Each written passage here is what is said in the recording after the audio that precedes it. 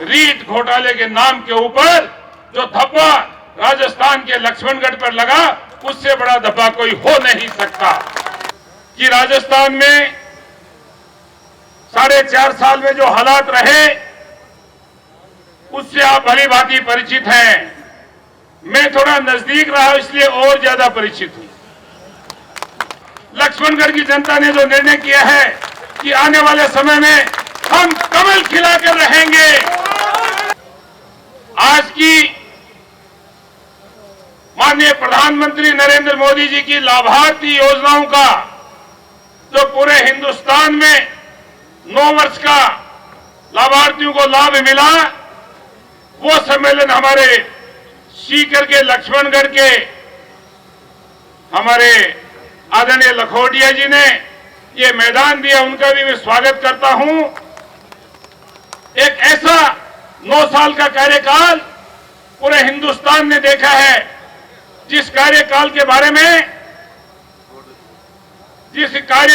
बारे में United Nations general assembly UNGA संयुक्त राष्ट्र संघ की महासभा ने यह कहा कि लाभार्थियों का 135 करोड़ का देश, और उसमें इतनी बड़ी परसेंटेज में इतने प्रकार के लाभ देने वाले प्रधानमंत्री नरेंद्र मोदी जी का स्वागत राजस्थान में नहीं, हिंदुस्तान में नहीं, संयुक्त राष्ट्र महासभा में हुआ। ये हम स्वागत करने के लिए आज आए हैं। आदरणीय अध्यक्ष जी, ये सारे बंधु भी उसी स्वागत में आए हैं। मैं आज के इस मौके पर इतना जरूर कहना चाहूंगा कि राजस्थान में 4.5 साल में जो हालात रहे, उससे आप भली भांति परिचित हैं। मैं थोड़ा नजदीक रहा, इसलिए और ज्यादा परिचित हूं।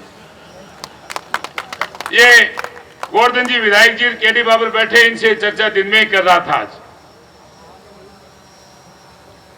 मित्रों, वर्तमान का जो परिदृश्य है, राजस्थान की जो राजनीति है, राजस्थान की राजनीति में अगर हम पीछे मुड़कर देखते हैं तो व्यक्तिवादी पूजा जहां हो रही है, उसको दूर करने का काम अगर किसी ने किया है तो हमारे आदरणीय प्रधानमंत्री मोदी जी ने, अमित शाह जी ने और नड्डा जी ने किया है।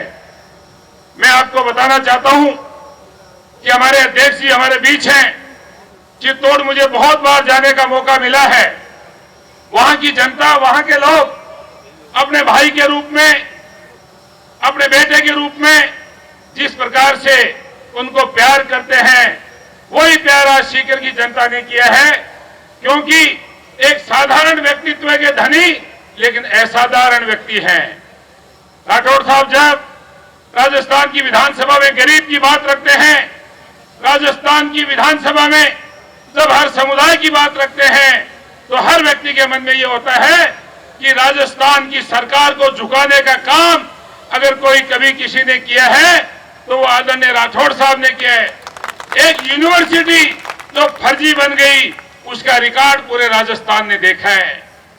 मैं ज्यादा कहना इसलिए ठीक नहीं समझता कि दुनिया का सबसे बड़ा घोटाला और हिंदुस्तान का सबसे बड़ा घोटाला अगर कोई हुआ तो हमारे उन भाई बहनों के साथ जिनके माता पिताओं ने अपनी बहुत ही जबरदस्त कड़ी मेहनत से एक एक पैसा बचाकर उनको पढ़ाने का काम किया। रीट घोटाले के नाम के ऊपर जो धब्बा राजस्थान के लक्ष्मणगढ़ पर लगा, उससे बड़ा धब्बा कोई हो नहीं सकता। मित्रों, आज मैं आदरणीय अध्यक्ष जी राठौड़ साहब बताना चाहता हूं, 3 दिन पहले हमको सूचना मिली कि सम्मेलन होना है लाभार्थियों का। तो प्रेम जी की बात तो कुछ देसी है। बोले देख भाई, एक बात सुन ले, जिले से कोई नहीं बुलाओगे, सिर्फ लक्ष्मणगढ़ का लोग नहीं बुलाओगे। तो यार कौन सी बात, तो इसलिए लक्ष्मणगढ़ के लाभार्थियों का सम्मेलन हो रहा है भाई। अभी कोई कह रहे थे तो मैंने कहा 53 ग्राम पंचायतें हैं, 40 हमारे वार्ड हैं। आप कहो तो एक एक के सम्मान में एक एक को खड़ा करके आपके सामने कोई 10, 20, 50 हमारे मित्र आए हैं, उनकी बात तो अलग है। लेकिन ये सिर्फ लक्ष्मणगढ़ की जनता का आशीर्वाद, लक्ष्मणगढ़ की जनता ने जो निर्णय किया है कि आने वाले समय में हम कमल खिलाकर रहेंगे,